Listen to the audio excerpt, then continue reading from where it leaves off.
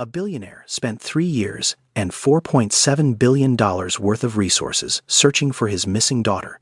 Private investigators, FBI tips, every tool money could buy. She was 19 now, living under a fake name in a $900 a month apartment with a single mother who had no idea whose child she was raising. When Cameron Davis finally walked through that door, his daughter looked him dead in the eyes and said one sentence that broke him.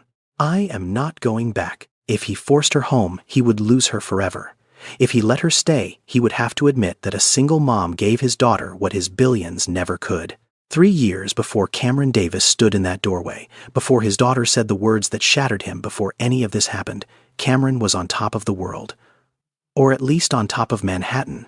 His penthouse sat on the Upper East Side, 4 floors, floor-to-ceiling windows that made the city look like something he owned, which in many ways he did.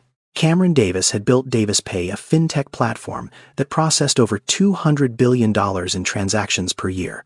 Forbes had him at $4.7 billion. Bloomberg called him the most influential black entrepreneur in American finance. His hands told a different story than his net worth. The left one still had a scar from a wrench that slipped when he was 16 fixing a '92 Buick in his uncle's garage in Detroit. That same hand now wore a watch that cost $120,000. He had come from nothing and built everything, and he wore both truths on the same wrist. But here's the thing about Cameron Davis that nobody wrote about in the profiles or the cover stories. His penthouse had 4 floors, and his daughter's bedroom was on the one farthest from his. Not on purpose. At least, that is what he told himself. The layout just worked that way. His office was on the 3rd floor. The master suite was on the 4th. Kira's room was on the 1st. And somehow, in the 3 years since his wife Denise had died, the distance between those floors had grown wider than the stairs between them. Kira Davis was 16. Straight A's at Dalton Prep, $65,000 a year in tuition. She played violin, spoke passable French, had a closet full of clothes. She never asked for a credit card, with a $5,000 monthly limit she barely used, and a father she saw most often, in photographs other people took of him. Denise had been the bridge. Cameron's wife had been the one who scheduled family dinners, who made sure Cameron left the office by 7 on Thursdays, who sat on the edge of Kira's bed and asked real questions and waited for real answers. When Denise was diagnosed with pancreatic cancer, Kira was 9. When Denise died, Kira was 11. And Cameron did what Cameron knew how to do. He worked. He worked the way a man works when he is drowning, and the only thing keeping him above water is motion. He tripled his company's valuation in the 2 years after his wife's death. He expanded into 14 new markets. He gave a TED Talk about resilience. He did not sit on the edge of his daughter's bed. He did not ask real questions. He hired people to do that. A grief counselor on Tuesdays. A tutor for the classes Kira was too sad to focus on. A housekeeper who made sure Kira ate dinner, even if she ate it alone. Kira responded the way children respond when love becomes a transaction. She became perfect. Perfect grades, perfect behavior, no tantrums, no demands, no trouble. She folded herself into something so small and so quiet that her father never had to worry about her, which meant he never had to think about her, which meant he never had to face the fact that losing Denise had broken something between them that money could not repair. The night Kira left, she did not slam any doors, did not scream, did not write a letter full of accusations. She simply waited until the housekeeper went to bed at 10:30, put on her shoes, picked up the oldest backpack in her closet, the one her mother had bought her for 5th grade camp, the faded green one with the broken zipper that Kira had kept, even though Cameron had offered to replace it 4 times, and walked out the front door. She left her phone on her desk, face down. A $1,200 phone sitting on a $4,000 oak desk next to a framed photograph of the 3 of them at Montauk. The last photo taken before Denise got sick. Kira left the phone because she did not want to be tracked. But she left it face down, not smashed, not thrown, because some part of her still loved her father enough not to destroy the thing entirely. She just needed him to not find her. Not yet. Maybe not ever. Cameron discovered she was gone at 6:14 the next morning. His housekeeper, a woman named Corinne who had worked for the family for 9 years, called his cell. Her voice was careful in the way voices get when someone is trying not to panic. "Mr. Davis, Kira's door is open. Her bed has not been slept in. And the green backpack, the one from Mrs. Davis, it is gone. Cameron was in the car in 4 minutes. At the penthouse in 12. He stood in Kira's doorway looking at the empty bed, the face-down phone, the gap on the closet shelf where the backpack used to be. And he felt something he had not felt since the doctor told him Denise had 6 weeks left. He felt the floor disappear beneath him. Stay with me. Because what Cameron does next, and what it costs him, is going to set up everything that follows. And you are not going to want to miss it. Cameron Davis did what billionaires do when the world falls apart. He threw money at it. Within 48 hours, he had hired 3 private investigation firms, the best in the country, combined retainer of over $90,000 a month. He authorized access to everything: Kira's school records, her social media history, her medical files, credit card statements, cell tower data from the night she disappeared, security footage from every camera within 6 blocks of the penthouse. The investigators fanned out across 14 states. They ran facial recognition software on bus terminals and train stations. They monitored Kira's dormant social media accounts for any sign of activity. They interviewed her classmates, her teachers, the barista at the coffee shop on 83rd Street, where Kira used to study on weekends. They found nothing. The police were less helpful than Cameron expected. A detective named Hargrove sat across from him in the precinct and explained as gently as he could that Kira's case was classified as a runaway. Not a kidnapping. She was 16. She left voluntarily. There was no sign of force, no evidence of foul play, no indication that anyone had taken her against her will. Mr. Davis Hargrove said, "I know this is not what you want to hear. But we see this more than you would think. Kids from good homes, kids with everything. They leave because something is missing that has nothing to do with money." Cameron wanted to argue, wanted to say, "You do not understand. She had everything." But somewhere in the back of his mind, in the place where the truth lives, even when you are not ready to hear it, he knew Hargrove was right. The statistics were staggering. Every year in America, roughly 4.2 million young people experience homelessness or run away from home. Not all of them are escaping abuse or poverty. Many of them are escaping something harder to name: a feeling, an absence. The slow, suffocating weight of being in a house full of things and empty of connection. Researchers call it emotional neglect. Not violence, not cruelty. Just the quiet devastation of being physically present but emotionally alone. Cameron searched for 3 years. The cost exceeded $2 million. He hired new firms when old ones ran out of leads. He appeared on a missing persons segment on network television. He offered a $250,000 reward. He kept Kira's face on the National Center for Missing and Exploited Children's database, even after the system flagged her case as likely voluntary. And during those 3 years, Cameron changed. Not all at once, not dramatically, but slowly, the way a stone changes when water runs over it long enough. The first year, he was angry. "She is being selfish," he told Corrine one night. "She is doing this to punish me." He said it with conviction. He almost believed it. The second year, the anger burned out and left something worse underneath: desperation. He stopped sleeping full nights, started waking at 3 in the morning, checking his phone, refreshing the investigator's portal, Googling Kira's name in case something surfaced somewhere. He told Tanya, his assistant, "I do not care if she is angry. I do not care if she hates me. I just need to know she is alive." The third year, the desperation settled into guilt. And guilt is the heaviest thing a person can carry because it does not get lighter with time. It gets heavier. Every morning, Cameron walked past Kira's bedroom door. He would slow down, place his hand on the door handle, and stop. He never opened it, because opening it meant seeing the empty room again, and seeing the empty room meant admitting that his daughter had not been taken from him. She had left. And she had left because he gave her everything except the one thing she actually needed. He bought a replacement backpack. The same model, same green, same brand. He found it on a resale site for $47. He kept it in his bedroom closet, hanging on a hook next to his suits. He could not explain why.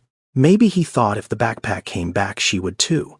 Maybe he just needed something to hold on to, something that smelled like the life he had when Denise was alive, and Kira still looked at him like he was her hero instead of her warden. Cameron Davis spent $2 million trying to find his daughter, but the person who found Kira was not a detective, not a federal agent, not an algorithm. It was an Instagram photo, posted by a woman with 340 followers. A woman Kira called Mom. But we will get to that. First, you need to understand what happened to Kira after she walked out that door.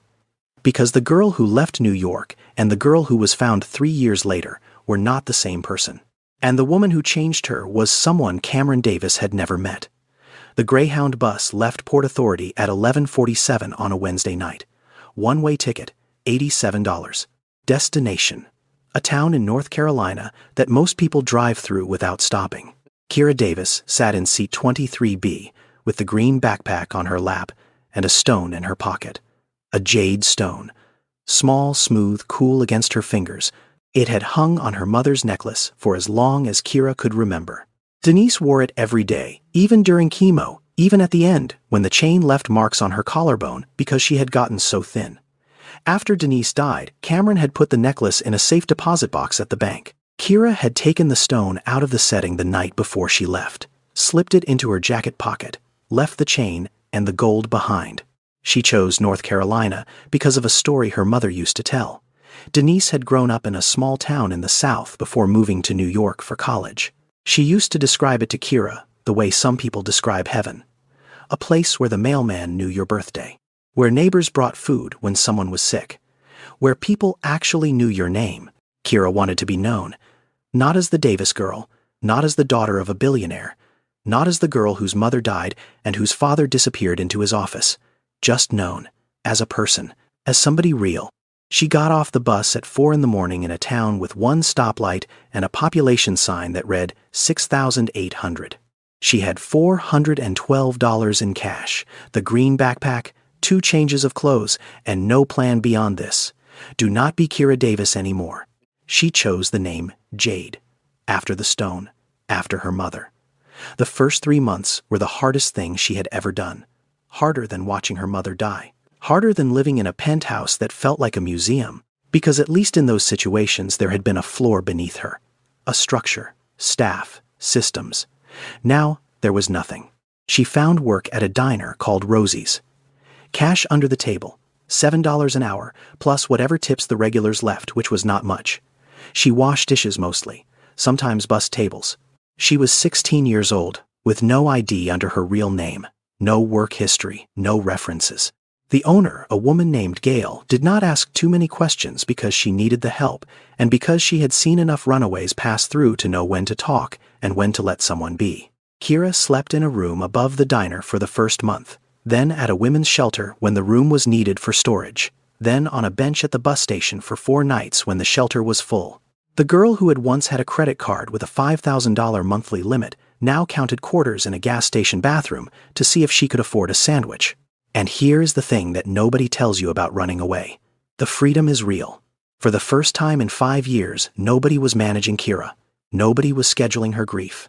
Nobody was buying her things instead of talking to her. She was broke, she was scared, she was alone, and she was free. And some nights, lying on that shelter cot, with the jade stone pressed against her palm, that freedom felt like the first honest thing she had experienced since her mother's funeral.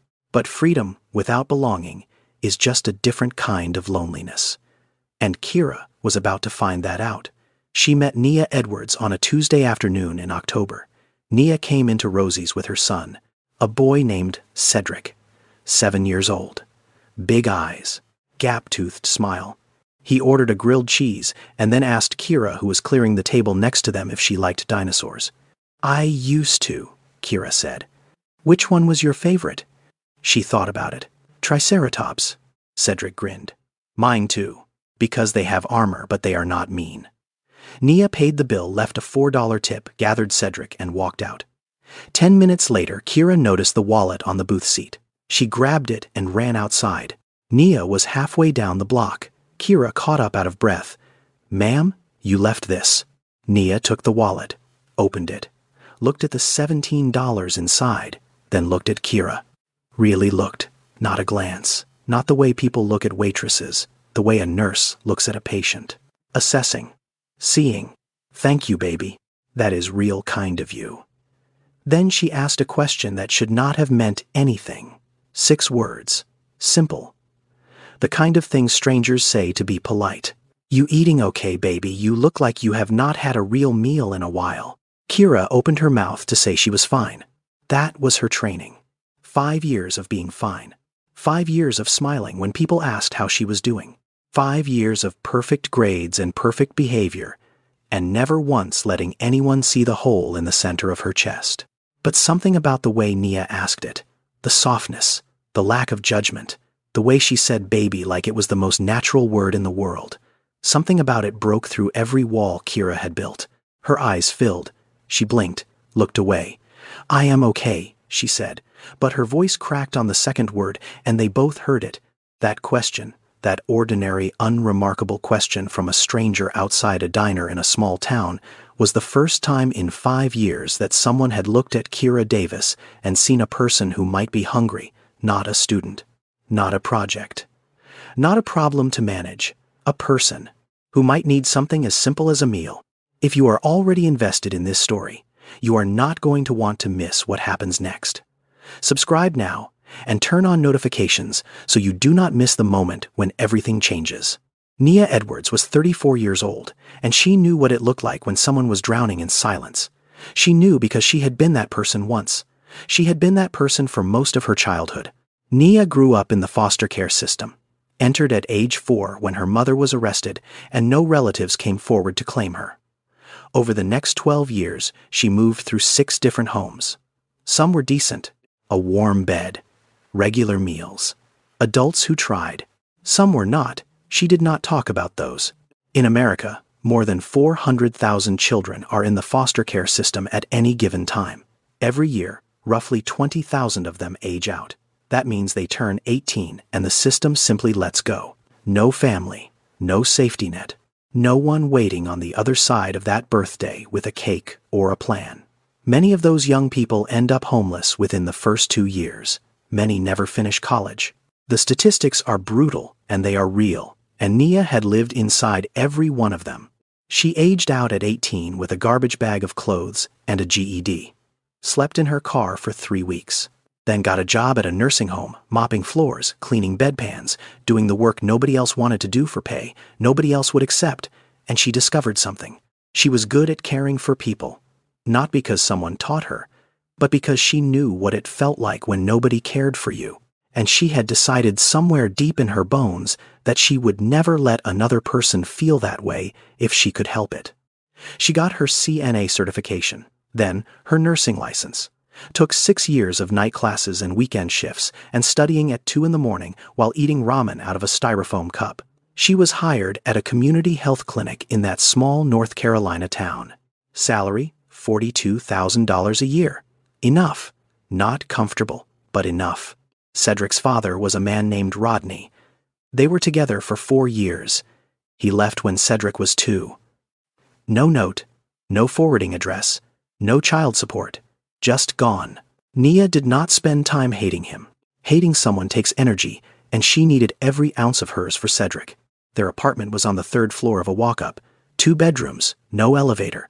The walls had hairline cracks that Nia covered with paint every spring. The kitchen faucet ran hot for exactly 11 minutes before turning lukewarm. But the apartment was clean. It was warm. It smelled like lavender fabric softener and whatever Nia had cooked for dinner. On the wall in the living room, taped at a slight angle, was a crayon drawing Cedric had made in 1st grade. The title was written at the top, in wobbly letters, "My Family." The picture showed 2 people. A tall woman with big hair. A small boy with a triangle smile. 2 people. That was the whole family. Nia did not invite Jade home right away. She was careful about that. Nia knew better than anyone that trust is not something you hand out at a diner. Trust is something you build the way you build a house, one board at a time. She invited Jade to dinner, just once, a Tuesday. Nia made spaghetti. Cedric talked about dinosaurs for 45 minutes. Jade barely spoke, but she ate. She ate like someone who had not sat at a table with other people in a long time. The next week, Nia invited her again, and the week after, and the week after that. It became a Tuesday thing. Jade would show up at 6. Cedric would tell her about school. Nia would ask her simple questions. Not probing, not investigative. Just questions like, "How was your day?" and "Did you sleep okay last night?" 2 months in, Nia found out from Gail at the diner that Jade had been sleeping at the shelter. That the shelter was full some nights, and Jade had been sleeping at the bus station. Nia went home that evening, stood in her kitchen, looked at the couch. It was old, the cushions were flat. One of the armrests had a tear held together with packing tape, but it was inside. It was safe. It was warm. The next Tuesday, when Jade arrived for dinner, Nia said it plain. "I have a couch. It is not much, but it is warm, and nobody is going to bother you." Jade stared at her. "You do not have to do that." "I know I do not have to. I want to." Jade moved in that night. The couch became her bed. Then 2 weeks later, Nia cleared a corner of Cedric's room and set up a small mattress on the floor. Then a month after that, she moved Cedric's toy box to the living room and put a real bed in his room for Jade. A twin mattress from the thrift store, $25. It had a faded blue cover with tiny stars on it. Jade had a room. She had a bed. She had meals. She had someone who asked, "How was your day?" every single evening, and actually waited for the answer. And for the first time in 5 years, Kira Davis fell asleep without crying. The first year passed the way water smooths a stone, slowly, quietly, without anyone noticing until the shape had already changed. Jade got her GED in March. Nia drove her to the testing center in the next town over, sat in the parking lot for 3 hours reading a magazine she had already read twice, and when Jade came out holding the paper with a score that would have made any teacher proud, Nia honked the horn and yelled out the window like her daughter had just won the Super Bowl. Nia helped Jade register at the community college that fall. They used the name Jade Edwards on the paperwork. Not legally binding documents, just the enrollment forms, the student ID, the library card. Nia did not ask why. Jade had no birth certificate, no social security card, no record of ever attending high school. She had spent 12 years in the foster system. She knew that some people's paperwork got lost, and she knew that asking the wrong question at the wrong time could make someone disappear again. At first, Jade called her Miss Nia. Polite, respectful, a little distant. The way you address someone whose house you are staying in but whose family you are not sure you belong to. Then one evening, 6 months in, Cedric spilled grape juice all over his homework. Jade jumped up to grab paper towels. Nia was laughing. Cedric was crying. And in the middle of the chaos, Jade called out without thinking, "Mama Nia, where do you keep the dish towels?" She froze the second it came out, looked at Nia with wide eyes, like she had just broken something. Nia did not skip a beat. Bottom drawer, baby, next to the oven mitts. And that was that. Mama Nia. From then on, Cedric started calling her Sissy around the same time, not because anyone told him to, because that is what she was. She helped him with his reading. She walked him to school when Nia had early shifts at the clinic. She sat on the floor of his room and built Lego castles that took 3 hours and fell apart in 2 seconds and made both of them laugh until their stomachs hurt. The second year, Jade got a part-time job at the town library, $8.50 an hour. She gave Nia $100 a month toward rent. Nia refused the first time. Jade left it on the kitchen counter. Nia tried to give it back. Jade said, "You taught me that family helps with the bills." Nia put the money in an envelope and kept it in her sock drawer. She never spent it. She was saving it for what she was not sure yet, but something told her to hold on to it. Sunday nights became their ritual. Nia taught Jade to cook. This was not a small thing. Kira Davis had grown up in a penthouse with a private chef. She had never cracked an egg until she moved in with Nia, had never seasoned a chicken, had never stood over a pot of collard greens long enough to learn that patience is an ingredient too. Jade's hands changed. The hands that had once been manicured every 2 weeks at a spa on Madison Avenue now had a small burn scar from a cast iron skillet, a nick on the left index finger from a knife that slipped while dicing onions, calluses forming on the palms from carrying grocery bags up 3 flights of stairs. Those hands told a story. The story of a girl becoming someone new. The third year, Jade was 19 and studying social work at the community college. She wanted to help kids in the foster system. She told Nia that one night over dinner, and Nia had to leave the room for a minute because the tears came too fast to hide.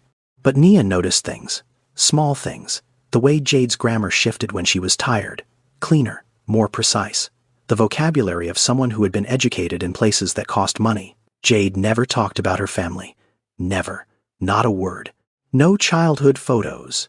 No birthday stories. No mention of a father or a mother or a hometown.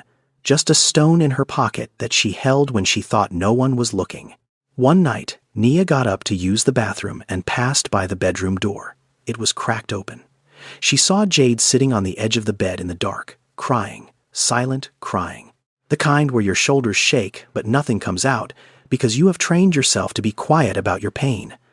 The jade stone was in her hand, pressed against her lips. Nia pushed the door open softly, sat beside her, did not speak, just sat. After a long time, Nia asked, "That from your mama?" Jade nodded. Nia put her arm around her, held her, did not ask anything else. Because Nia understood something that most people never learn. There are questions you do not ask, not because you do not care, but because you care enough to let someone tell you in their own time, or not at all.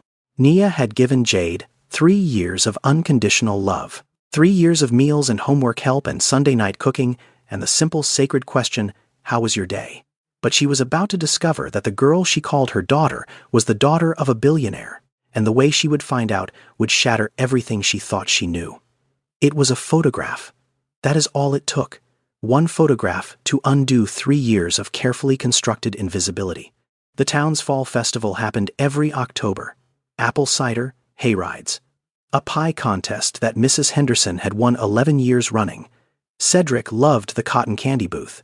He always got it on his face, in his hair, somehow on the back of his neck, in places that defied physics. Nia took a picture that afternoon. Jade and Cedric standing in front of the pumpkin display, faces smeared with pink sugar, both laughing. Cedric had his arm around Jade's waist because he was not tall enough to reach her shoulder. Jade was looking down at him with the kind of smile that does not perform for cameras. The kind that just happens. Nia posted it on Instagram.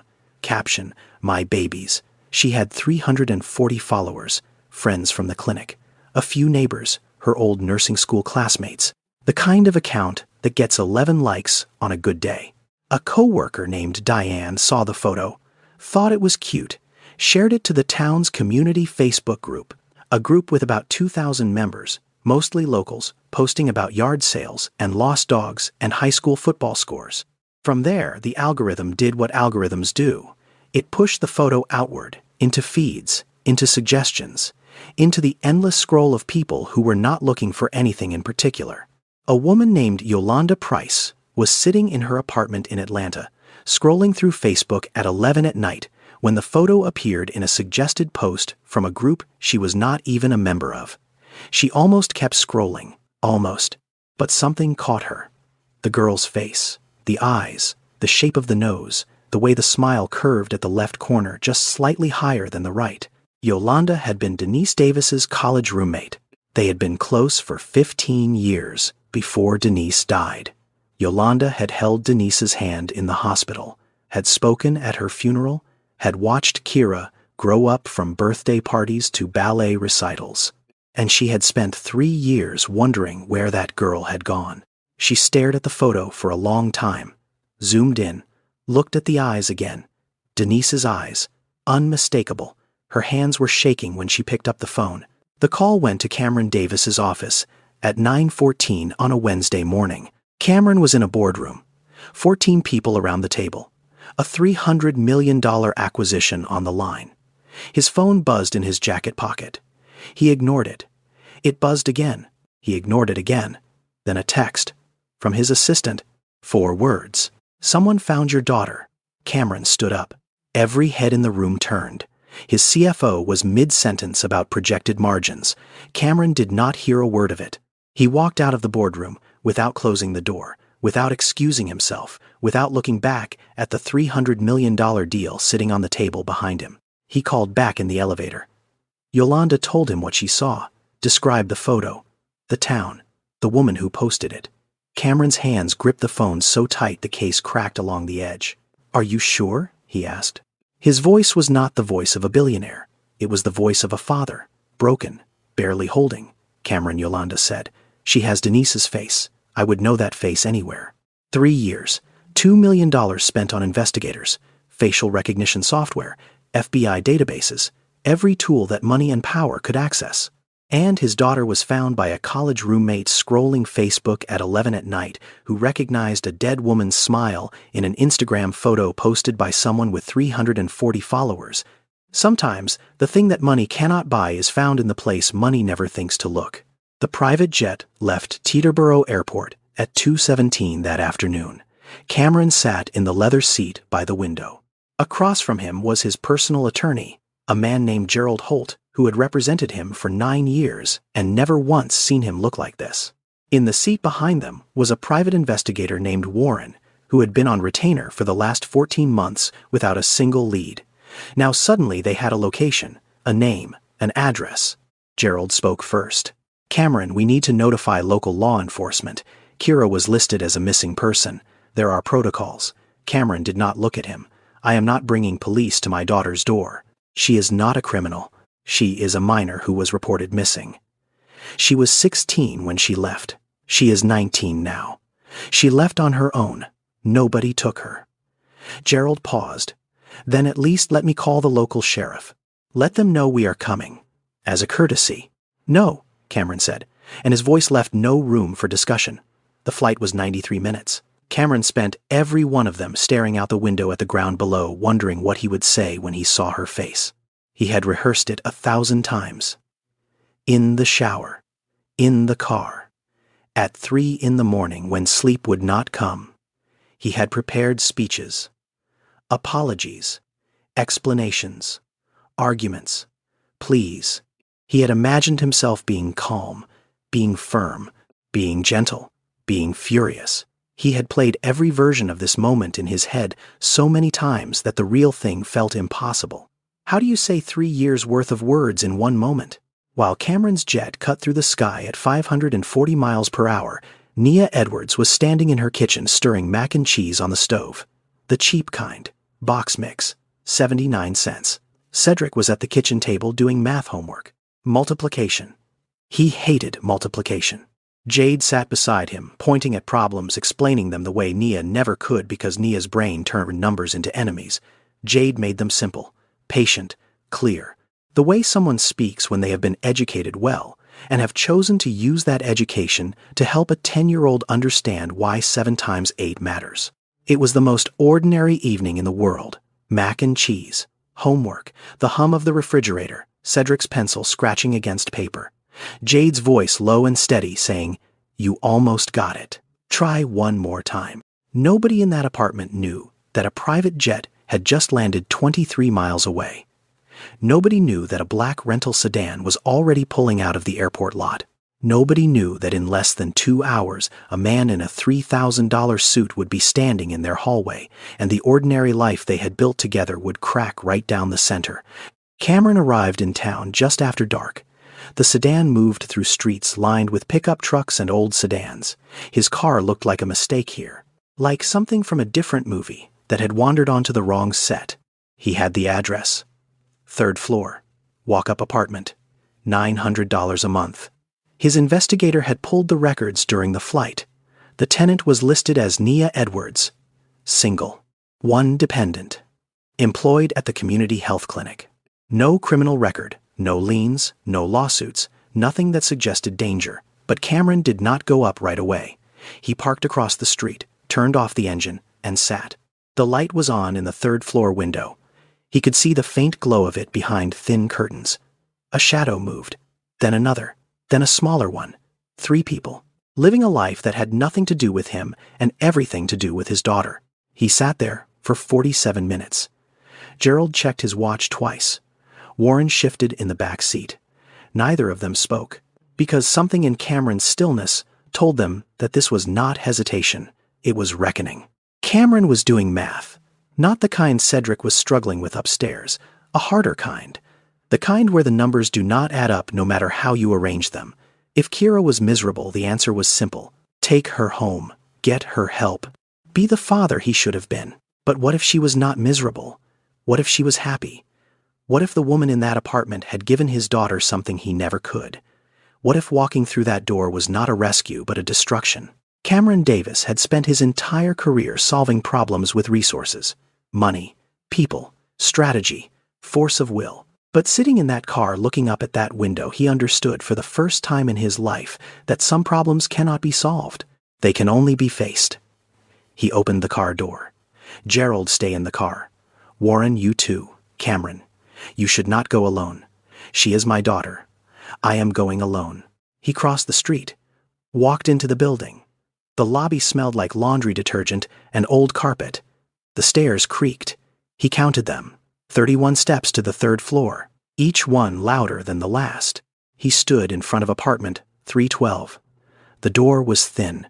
He could hear a television, a child's voice, and then underneath it, a laugh. A girl's laugh. His girl's laugh. Changed. Older, but his. Cameron Davis had traveled 600 miles to find his daughter, but he was not prepared for what happened when he knocked on that door, because the person who opened it was not Kira. It was Nia, the woman who had raised his daughter for 3 years. And the look on her face was not fear, it was protection. Cameron knocked 3 times, firm, not aggressive, the knock of someone who had somewhere to be. The television went quiet. Footsteps. The deadbolt turned, and there was Nia Edwards, standing in the doorway. 5'6", scrubs from work, hair pulled back, hands still damp from washing dishes. She looked at Cameron, then at the hallway behind him, taking stock. The suit, the shoes, the watch, the way he stood with his shoulders squared like a man used to walking into rooms and owning them. "Can I help you?" she said, and her body did not move from the doorway. She filled it, not with size but with intention. The way a woman fills a space when her children are behind her and a stranger is in front of her. "My name is Cameron Davis," he said. "I am looking for my daughter. Her name is Kira. She has been missing for 3 years. She is 19 years old, brown eyes, about 5'7". She has a small scar above her left eyebrow from when she was 8. He said it all at once, like he had been holding the words in a container and the lid had finally come off. Nia did not move. Her face did not change, but her eyes shifted, left, toward the inside of the apartment, toward the couch where Jade was sitting with Cedric math worksheets spread across the cushions, then back to Cameron. And in that half-second, in that small flicker of her gaze, the truth arrived. Not as a thunderclap, not as a dramatic revelation, but as a quiet, sickening certainty. The way you know something is true before your mind has finished processing it. The way you know when the phone rings at 3 in the morning that the news is not good. Nia looked at Cameron's eyes, then looked back into the apartment at Jade's eyes. The same eyes, the exact same eyes. That look, that stubborn, proud, wounded look that Nia had spent 3 years learning to read. It was right there, on this man's face. The same expression, the same armor. "Jade," Nia said without turning around. "Come here, please." Footsteps behind her. Jade appeared in the hallway, saw the man standing at the door, and stopped. She did not scream, did not run, did not cry. She just stopped. The way a person stops when the thing they have been running from for 3 years is suddenly standing 6 feet away wearing a suit that costs more than the apartment they live in. Her right hand went to her pocket, found the jade stone, closed around it. Cameron looked at his daughter. 3 years, 1,095 days, and there she was, taller, thinner, different. Her hair was different. Her clothes were different. Everything about her was different except the eyes, Denise's eyes, looking right at him. "Kira," he said, and his voice broke on the second syllable. She did not answer to the name, not right away. She stood there, stone in her fist, and looked at him, the way you look at a door you locked, a long time ago, that has just been forced open. Then she spoke, calm, steady, the kind of steady that takes years of practice. The kind you develop when you have been rehearsing one sentence every night before you fall asleep, just in case this moment ever comes. "I am not going back." 4 words. No shouting, no anger, just certainty. The certainty of someone who has already made their choice and is simply informing you of the outcome. Cameron flinched, like the words had physical weight. Nia turned. looked at Jade. Really looked. And for the first time in 3 years, she saw the girl clearly. Not Jade. Not the runaway who needed a couch. Not the quiet, careful young woman who never talked about her past. She saw a billionaire's daughter, standing in a room that cost $900 a month, holding a jade stone that probably came from a life Nia could not begin to imagine. "Is this true?" Nia said. Her voice was low, controlled, but there was a tremor underneath it that she could not hide. "Your name is Kira, your daddy is." She did not finish the sentence. She did not need to. Jade's face crumbled, not all at once, but in stages. The jaw, the mouth, the eyes, like a wall coming down brick by brick. And for the first time in 3 years, in all the nights and mornings and Sundays and homework sessions and cooking lessons, Nia saw her cry, "I am sorry, Mama Nia." Jade's voice was barely a whisper. "I am so sorry. I wanted to tell you. Every day I wanted to tell you. But I was scared you would send me back." Behind them, Cedric appeared in the hallway, looking at his mother, looking at his sister, looking at the tall man in the doorway. His math homework was still in his hand. "Mama," he said, "why is Sissy crying?" Nobody answered, because nobody had an answer that a 10-year-old could understand. Not yet. Nia sent Cedric to his room, gently, the way you move a child away from something sharp. Then she closed the front door. And the three of them stood in that small kitchen in that $900 apartment, and nobody spoke for what felt like a very long time. Cameron broke first. He did not yell. He did not demand. He did not do any of the things that a man worth $4.7 billion is used to doing when he walks into a room and wants something. He just said it, quiet, almost careful, like each word was a glass he was trying not to drop. "I am not here to take her. I am here because I have spent 3 years not knowing if my daughter was alive. 3 years. And I need to understand what happened. I need to understand what I did wrong." He looked at Kira. Not at the girl she had become. At the girl she used to be. The one who sat at the breakfast table with Denise and laughed at bad jokes. The one who fell asleep in his arms at 7 years old watching cartoons on a Sunday afternoon. He was looking for that girl in this woman's face, and finding pieces of her everywhere and nowhere at the same time. "I do not want the Kira I tried to build," he said. "I want you, whoever you are now. I just want to know you are safe. I just want to know you." Nia had been standing by the stove, arms crossed. She had not uncrossed them since the door closed. She was watching Cameron the way nurses watch patients, assessing, deciding, measuring how much truth a person can handle. Then she spoke. And her voice was steady, but underneath it ran a current so strong it almost pulled her under. "I raised her," Nia said. "For 3 years. I did not know her real name. I did not know where she came from. I did not know who her father was or what kind of life she left behind. But I knew things about her that no report is going to tell you. I knew when she was sad and pretending not to be. I knew when she had a bad day before she walked through the door. I knew what she needed before she asked for it. Because that is what happens when you pay attention to someone, not with money, with your eyes, with your time." She paused. "Let the words sit. You are her blood. I understand that. But I earned the right to be at this table. I earned it with every meal I cooked, and every night I stayed up when she could not sleep, and every time I held my questions because I knew she was not ready to answer them. You may be her father, but I am her family, and those are not always the same thing." The room was silent. Cameron looked at Nia, and for the first time he did not see a stranger who had his daughter. He saw a woman who had done what he could not, who had been present, who had been enough. Kira spoke last. She had been standing near the hallway, her back against the wall, the jade stone turning in her fingers like a prayer bead. "I did not leave because I hated you," she said to Cameron. "I need you to hear that. I did not leave because of the money, or the penthouse, or the school, or any of it. I left because after Mom died, you disappeared. You were in the house. You were paying the bills. You were making sure I had everything. But you were gone. You hired a grief counselor for me, but you never once sat down and talked to me about Mom. You never said her name. You never cried in front of me. You never let me see that you were hurting too. So, I thought you were not. I thought you just moved on. Like she did not matter. Cameron's jaw tightened. His eyes were wet. Kira kept going, because the dam was broken now, and 3 years of silence was pouring out. You scheduled quality time. Every other Saturday. Remember, 2 hours. We would go to the museum, or the park, or lunch somewhere nice. And you would cancel every time. A meeting came up. A deal needed closing. An emergency that was not really an emergency. After a while, I stopped being disappointed because I stopped expecting you to show up. And when you stop expecting someone to show up, you stop needing them. And when you stop needing them, leaving is easy.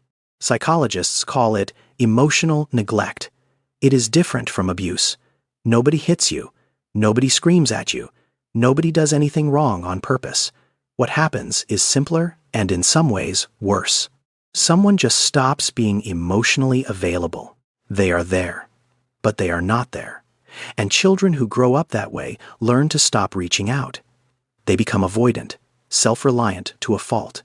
They build walls so high that by the time anyone notices, the child behind them has already decided that the safest way to live is to need no one.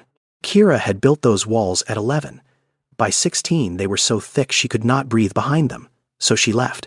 Not to punish Cameron, but to survive. Cameron listened to every word. He did not interrupt, did not defend himself, did not explain.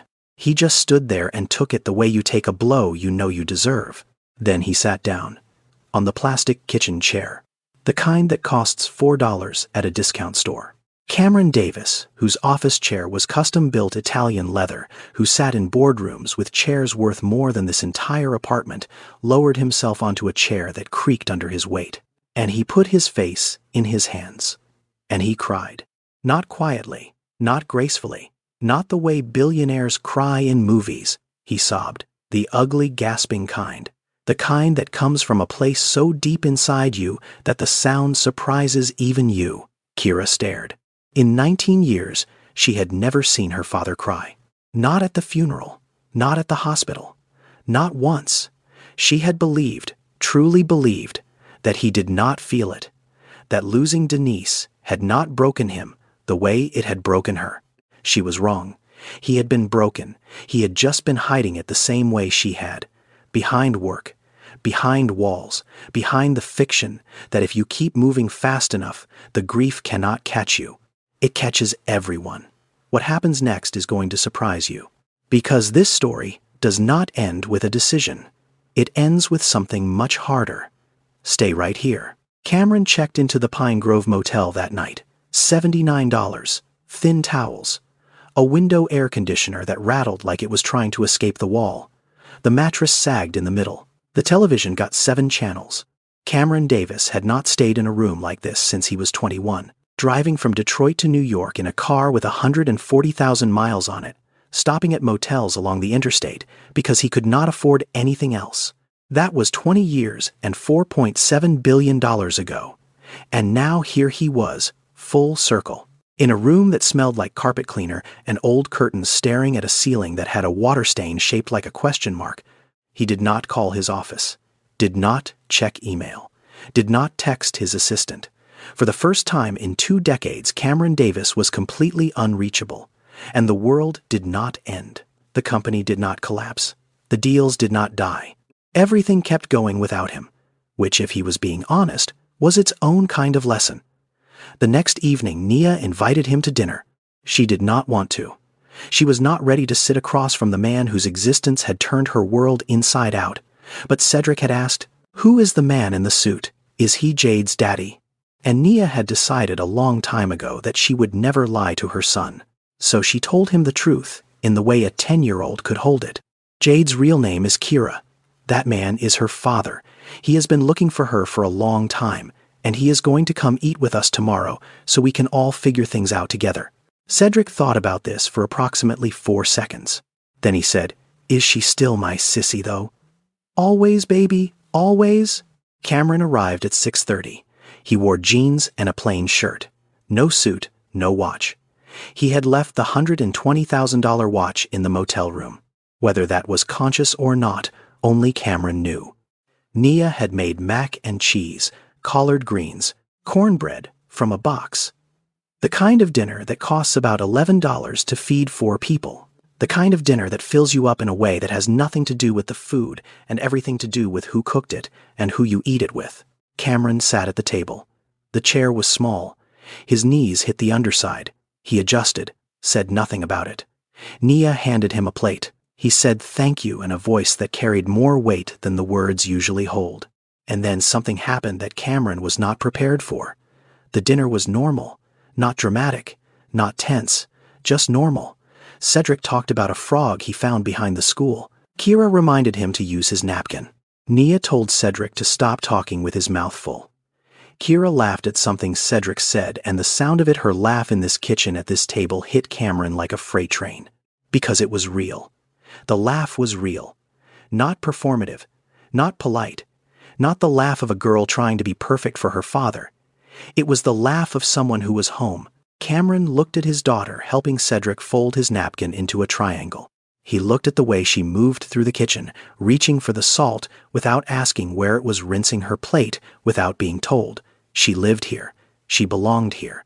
This was not a place she was staying. This was her home. He ate the mac and cheese. And somewhere between the first bite and the last, he remembered. His mother used to make mac and cheese. The same kind. Box mix. In a kitchen not much bigger than this one. In Detroit. Before the money. Before the company.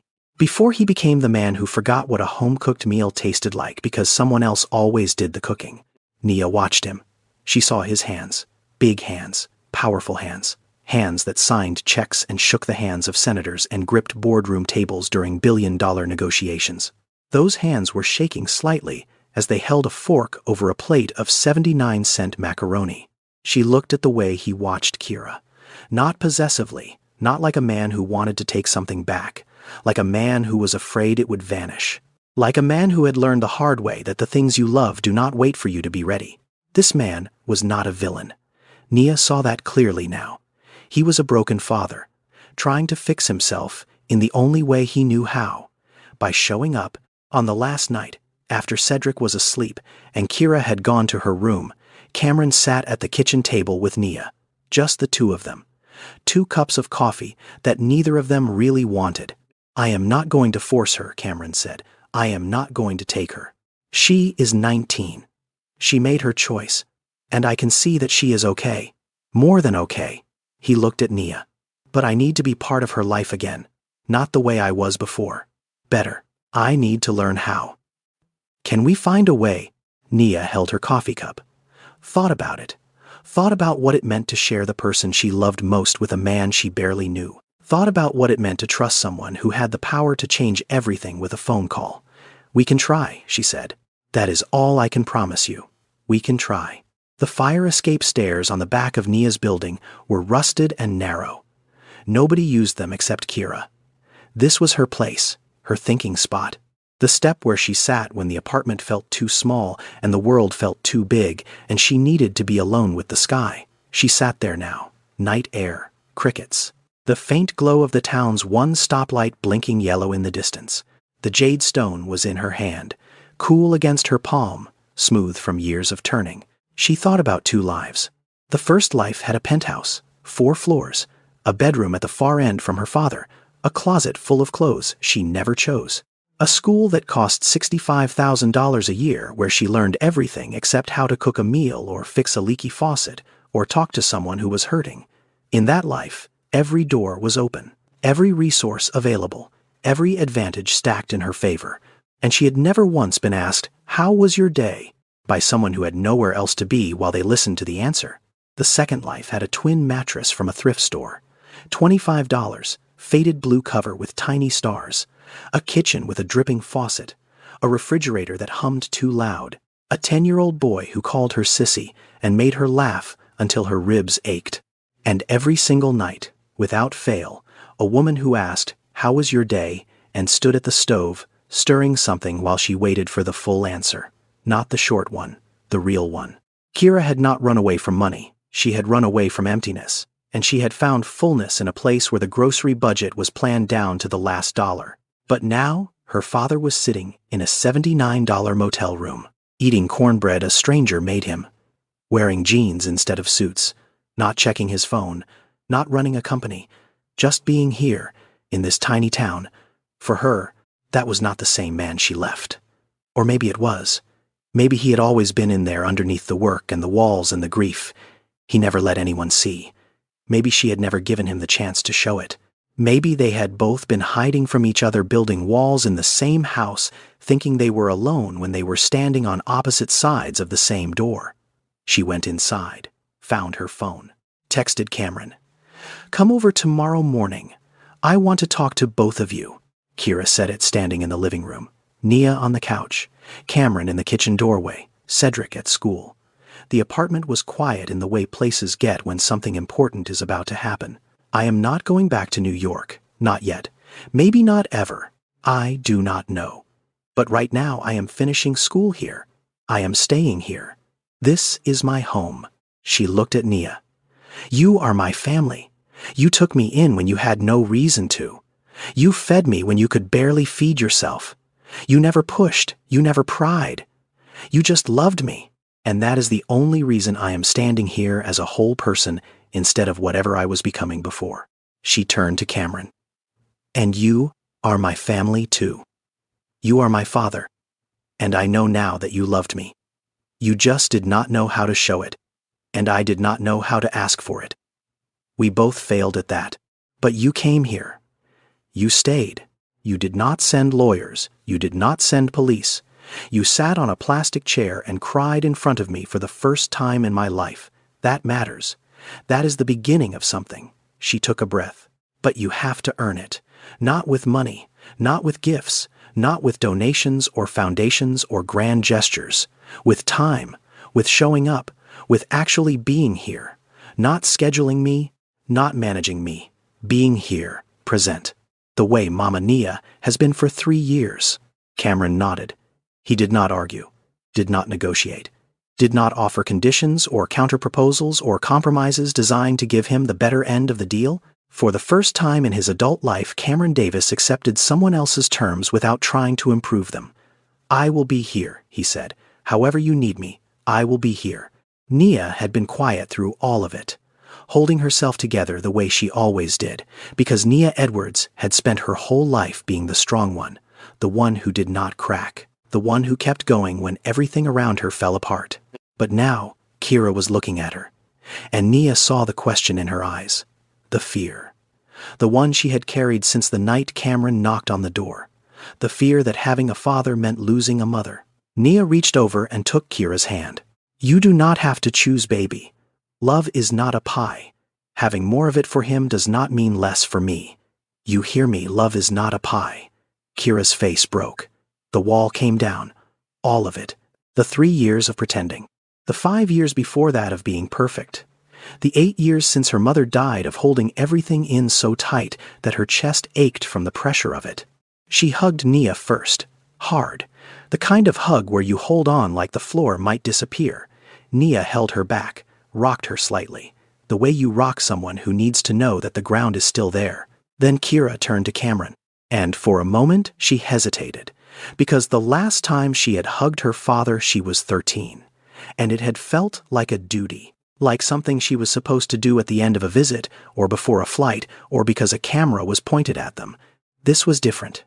She crossed the room, put her arms around him, and felt him shake, felt the sob move through his chest before the sound came out, felt his arms close around her, not tight, not controlling, just holding, just being there. For the first time in 8 years, Kira hugged her father, and it did not feel like a task.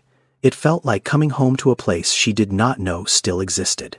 Cedric's drawing on the wall watched from across the room. 2 people, my family. But the family in this apartment had just gotten bigger, and the walls were going to have to stretch to hold it all. Cameron flew back to New York the next morning, but he came back 2 weeks later. And 2 weeks after that. And 2 weeks after that. He did not bring expensive gifts. The first visit he brought a book Kira had mentioned wanting to read. A paperback. $12. The second visit, he brought gummy bears for Cedric because the boy had mentioned once that gummy bears were his favorite. $1.99. The third visit he brought flowers for Nia. Not the kind that come in crystal vases from Manhattan florists. The kind you buy at a gas station on the way from the airport. $5. Wrapped in cellophane. Already starting to wilt. Nia put them in a mason jar on the kitchen table. They lasted 4 days. She did not throw them out until day 5. Cameron offered money. Of course he did. He offered to pay off Nia's apartment, to buy her a house, to set up a college fund for Cedric, to cover Kira's tuition. He was a man who had spent his entire life solving problems by writing checks, and the instinct was so deep in him that he could not help it. Nia said no. I did not raise your daughter for money. I raised her because she needed a home, and if you start paying me for it, you turn what I did into a transaction, and it was never that. It was love. You cannot put a price on love, Cameron, and I will not let you try. Cameron sat with that for a long time. Longer than he had ever sat with anything that was not a spreadsheet or a deal structure. And he learned something that no business school, no mentor, no Forbes profile had ever taught him. Not everything is a problem to be solved. Some things are relationships to be earned, and trust is not something you can acquire. It is something you build, slowly, over time, with consistency, with presence, with the willingness to show up, even when you do not know what to say. Cameron started therapy. First time in 42 years. He sat in an office in Midtown Manhattan across from a woman named Dr. Gail Tompkins, and he talked about Denise. He talked about the way he handled her death, which was to say he did not handle it at all. He produced, he built, he expanded. He turned grief into fuel for the machine of his career, and somewhere in the process, he burned through every relationship that mattered. Dr. Tompkins had a name for it. Complicated grief. The kind that does not resolve because the person never allows it to move through them. They wall it off, they redirect it. They convert it into action because action feels productive and grief feels pointless. And the people around them, the children, the partners, the friends, they get lost in the machinery. Cameron had lost Kira in the machinery. He knew that now. He also started calling Nia. Not about logistics, not about schedules, just calls. Short ones. How is she today? Did she pass the exam? Is Cedric still doing that thing with the frogs? Nia was cautious at first. Guarded, she answered in short sentences. Fine. Yes. He found a toad this time. But over weeks, over months, the calls got longer. Nia told Cameron about Kira's study habits. Cameron told Nia about Kira's childhood, about the things she used to love before Denise died, about how she used to make up songs in the bathtub, about how she once told a waiter at a fancy restaurant that the food was too salty and the entire table went quiet except Denise, who laughed so hard she spit water. They were building something. Not romance, not friendship exactly. Something without a name. Two people who loved the same girl learning to trust each other with the weight of that love. Co-parenting. Except neither of them had planned for it. Neither of them had a model for it. They were making it up as they went. And it was working. Slowly. Imperfectly. But it was working. The idea came from Kira. Not Cameron. Not his advisory board. Not a consultant or a strategist or anyone with a title and a corner office.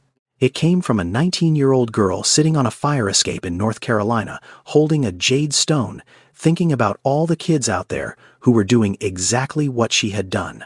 Running. Not because they were bad, but because nobody was listening. You have the money, she told Cameron one Sunday evening. I have the experience, and Mama Nia has the heart. Build something that matters. Cameron looked at his daughter. This girl who had left his penthouse at 16 with a backpack and $87, who had washed dishes and slept in shelters and rebuilt herself from scratch, who was now telling a billionaire what to do with his fortune, and he realized something that made his chest tighten. 3 years of separation, as painful as it had been, had created the exact person he always wanted Kira to become. Not the version he tried to manufacture with tutors and schedules and $65,000 tuition. The real version, the one who knew what mattered because she had lived without it. 6 months later, the Open Door Foundation launched. Cameron funded it. But he did not design it. Kira did, with Nia. With input from social workers, foster care, alumni, and runaway youth advocates across the country. The foundation operated on a principle that Cameron had to learn the hard way: presence matters more than money. The foundation did 3 things. First, it created bridge housing. Safe, temporary homes for young people between 16 and 21 who had either run away or aged out of the foster care system. Not shelters. Homes. Small apartments with real beds and real kitchens and mentors who checked in daily. Not to monitor, to connect. Because the statistics were clear. 1 in 7 young people in America experiences a runaway episode before they turn 18. And 75% of them could return home safely if there was someone in the middle. Someone trained to listen to both sides, to mediate, to bridge the gap between a child who feels invisible and a parent who does not realize they have stopped seeing. Second, it established a hotline, 24 hours, 7 days, for young people who wanted to go home but were afraid of punishment, afraid of rejection, afraid that the door they walked out of was now locked. The hotline connected them with counselors who helped them plan a return, or when return was not safe, connected them with bridge housing and long-term support. Third, and this was the piece closest to Kira's heart, it built a parent education program, not parenting classes in the traditional sense, communication training, emotional presence workshops, teaching parents the difference between providing for a child and being present for a child, teaching them that a full refrigerator and a paid tuition bill do not replace the words, "How was your day?" spoken by someone who actually wants to hear the answer. Nia became the Foundation's National Mentorship Director. Because who understands foster kids better than someone who was one? Who knows what it feels like to age out of a system with nothing but a garbage bag of clothes and a GED? Nia brought something to the role that no hire from a prestigious university could replicate. She brought experience that lived in her bones, the kind of knowledge you cannot learn in a classroom, the kind that comes from surviving. Cameron still ran his company, still managed his portfolio, still sat in boardrooms and made deals worth hundreds of millions of dollars. But every Friday, without exception, he flew to North Carolina, ate dinner with Nia and Cedric, talked to Kira on the phone if she was at school, showed up, not with solutions, with himself. He had spent his whole life believing that money was the answer to everything, that if you had enough of it, you could fix any problem, close any gap, heal any wound. And he had been wrong.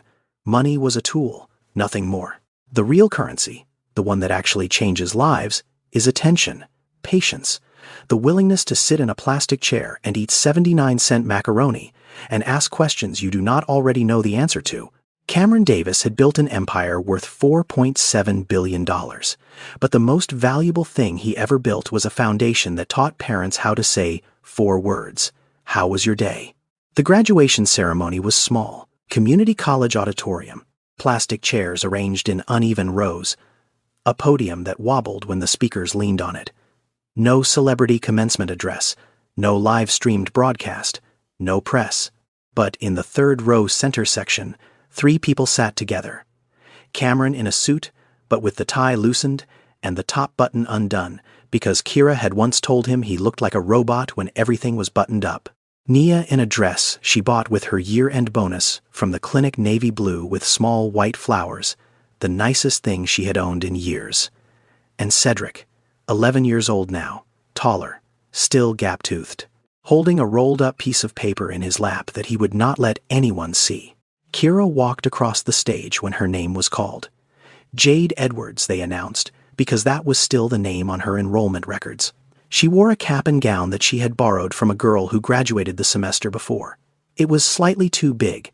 The sleeves hung past her wrists. She did not care. She looked out at the audience, found the 3 of them, and smiled. Not the careful smile of a girl trying to be perfect, the real one, the one that curved higher on the left side, just like her mother's.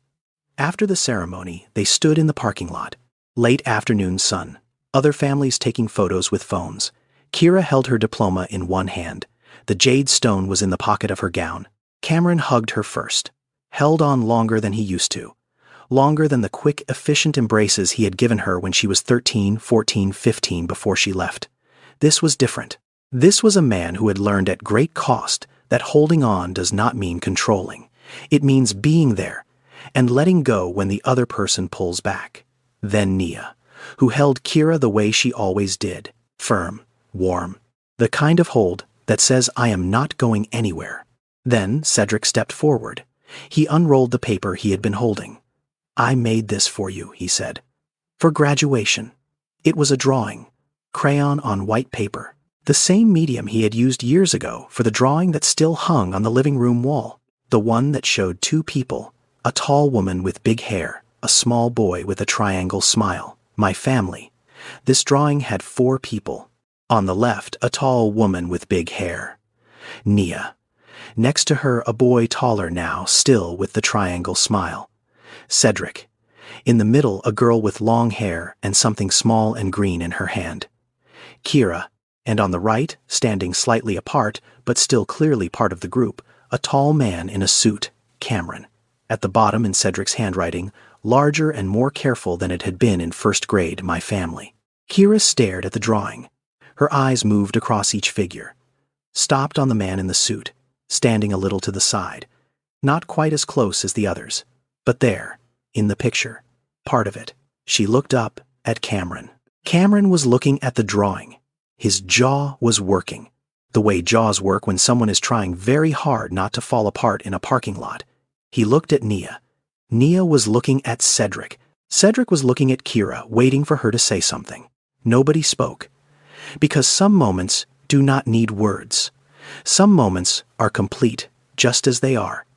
A parking lot, a crayon drawing, 4 people who found each other through loss and silence, and a Greyhound bus and an Instagram photo, and a question as simple as how was your day?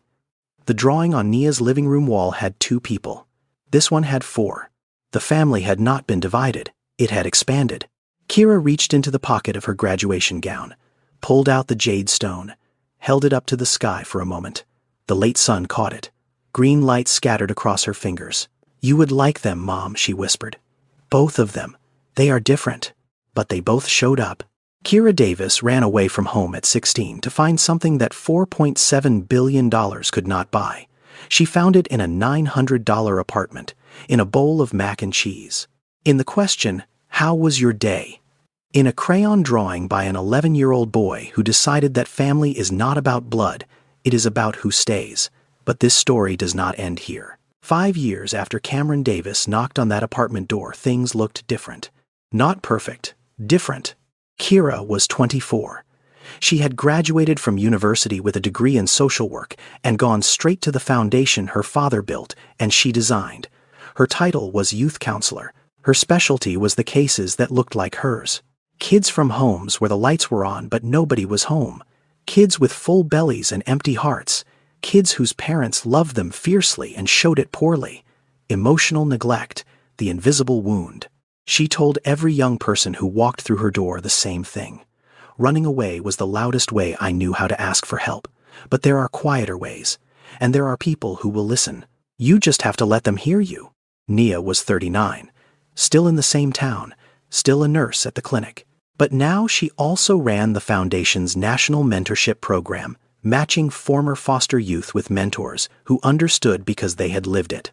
She trained 62 mentors in the first year, 115 in the second. The program expanded to 9 states. Her apartment was still 2 bedrooms, still 3rd floor, still no elevator, but the walls had been repainted. The faucet no longer dripped. The ceiling had no water stains. Cameron had paid for the repairs, and this time Nia had let him. Not because she needed the money, because she had learned that accepting help is not weakness, it is trust, and trust she had decided was something worth practicing. Cameron was 52, still a billionaire, still ran his company, still made decisions that moved markets and shaped industries.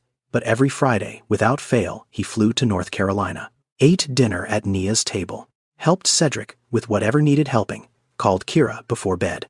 The penthouse in New York had changed too. Kira's old room was no longer a shrine. Cameron had cleared it out, repainted, put in a reading chair by the window, and on the wall, framed in simple black wood, hung Cedric's crayon drawing. 4 people. My family. It was the most expensive piece of art in the apartment. Not because of what it cost, because of what it meant. Cedric was 16, writing his college application essay. The prompt asked him to describe a person who shaped his life. He wrote about Kira, about the night she arrived on the couch, about the years of homework help and Sunday dinners, and the way she taught him that family is something you build, not something you are given. His opening line read, "Family is not who you are born to. Family is who shows up." One afternoon, Kira was sitting at her desk at the foundation when her phone rang. The hotline had transferred a call directly to her. A girl, 15 years old, voice shaking, saying she wanted to leave home, saying nobody listened, saying she was invisible. Kira closed her eyes, held the phone, breathed. "Before you go," Kira said softly, "can I tell you a story about a girl who ran and what she found and what she almost lost?" The girl on the other end went quiet, and Kira began. "Thank you for following this story all the way to the end. If it moved you, if it made you think, if it reminded you of someone, then it did what it was meant to do. This story is about a girl who ran away. But it is really about what happens when we stop measuring love by what it costs and start measuring it by what it gives. Presence, patience, the willingness to stay even when it is hard, even when it is uncomfortable, even when you do not know the right words. If you are a parent, hear this. Your child does not need your money. They need your attention. They do not need a schedule. They need you, sitting down, looking them in the eye, asking how their day was, and staying for the answer. If you are a young person who feels unseen, hear this. You are not invisible. Somewhere out there is a Nia, someone who will ask you a simple question and actually care about the answer. Do not stop looking for them. And if you cannot find them yet, know that they are looking for you too. And if you know someone who is struggling, a kid who has gotten too quiet, a parent who is always busy, a family that looks perfect from the outside, maybe this story will remind you to look closer. Sometimes, the people who seem fine are the ones who need you most. Now, a few things I want to say directly. This story is fictional. Every character, every name, every event is made up, but the emotions are real. And the issues runaway youth, emotional neglect, the foster care system, chosen family, those are very real. If you or someone you know is in crisis, the National Runaway Safeline is available 24 hours a day at 1-800-786-2929. They listen. That is what they do.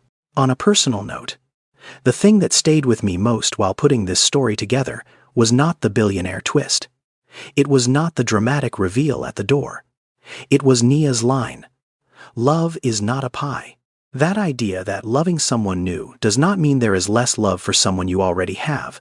I think more families need to hear that, especially families being rebuilt, especially families that do not look the way the world expects them to. If this story meant something to you, subscribe, turn on notifications, and do me one thing. Drop a first name in the comments. The name of someone who showed up for you when nobody else did. Let us celebrate the Nias of the world. They deserve it. And if you know someone who needs to hear this story today, share it. Send it to them. You never know whose door you might be knocking on. Until next time, stay blessed, stay present, and never underestimate the power of asking someone how their day was.